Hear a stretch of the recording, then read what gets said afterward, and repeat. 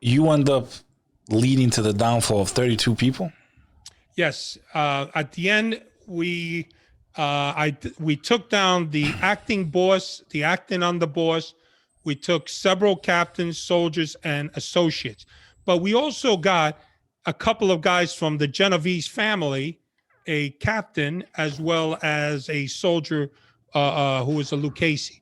So again, this is 2.5 years, and we identified a lot of victims that were being shaken down by these guys. We identified other MAID members that no one knew about. Like, these were guys that were out there that no one knew that they were part of organized crime. So, I look back on it and I said, man, I wish they could have allowed it to have happened. I came close, but I've just moved on to another case. I was working at that time some dirty cops up in Boston. Now, after the fallout, after you finished all this, I mean, you had to testify against these people too, right? I mean, you're the agent. Well, everybody pled except Greg DePalma. I testified against Greg DePalma. What was that like, man? Oh, it was amazing. It was front page news. Now you were like that whole time you were cool with this guy. Like you were friends, you were close. I was like a son to Greg. So what was that? What was that like, man? Well, he called me all the time. He would call me at 2, 3 o'clock in the morning to tell me he's watching the TNT channel and he's watching Rio Bravo, But how we got to that is when I was early on the investigation, we used to have the Nextel phones. Remember the Nextel? Of course, I had that. That's the phone I used to carry. Right. Me too. I loved them. So what happened is I went down to Florida to work a case with the cops, the dirty cops. And what happened is I get a call from him. He goes, Jackie boy, pick up the phone. And I was working. So I turned it off. I come back to New York the next day and he goes, where were you? I says, I was down in Florida. I told you. He goes, why didn't you pick up the phone? I says, I was in the middle of something. He goes, don't you ever do that.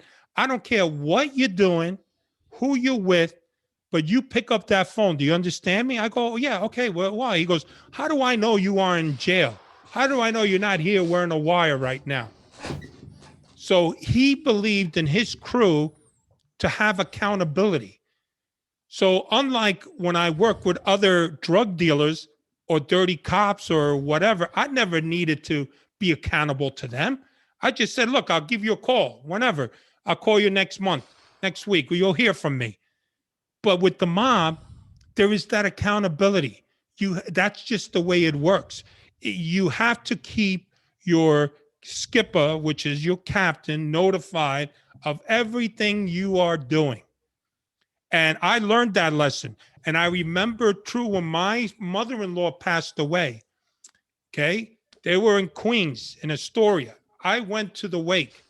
And in the wake, of course, I didn't tell the old man that my mother-in-law had passed away because Greg DePalma would have told all the guys in the crew to come and bring flowers. And can you imagine that scene? You're at the wake and they're sitting next to my wife's aunt Matilda, and she says, "Oh, you guys work in the FBI with Jack?"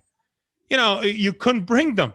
So there goes the phone. The Nexo goes on, Jackie boy. I went outside and answered the phone because if I didn't, it would set me back. And my wife, God bless her, understood that. So your story of your personal life to these people while you're undercover is you're a single man. They don't think you have a family. No, I'm a guy from Florida who is married, and I have a lot of issues with my wife, and I also have a gumata. So I'm having issues all the time, with that. So that was my role, and she was in Florida didn't want to come up here. Because he would invite me with his wife. Let's go out to dinner. And I would say, yeah, no problem. The day is, oh, my freaking wife. You couldn't believe the shit. She just canceled. Oh, Jackie boy, don't worry about it. You come with us. They never pushed that envelope of where's your wife, But it was something that that was the cover that they have set up for me, which I thought was very good. I joined the union. I mean, think about this, Beck. I joined the union, Local 305, that had tremendous medical benefits, dental, eyeglasses, life insurance. It was better than my coverage in the FBI. Okay? I joined that. And I was part of we took down, of course, the union president because of that. He was signing up a lot of these mob guys. So, it's a whole world of mobsters that are, and the things that they do is just, fascinating. And I look back compared to some of the other groups that I've worked, the other groups are a little tighter than the mob guys that seem to, they know each other. Of course, they meet each other in prison. They tend to work together sometimes, the Lucchese's and the Bananos or the Gambinos. So you get to meet a lot of these guys. Brother.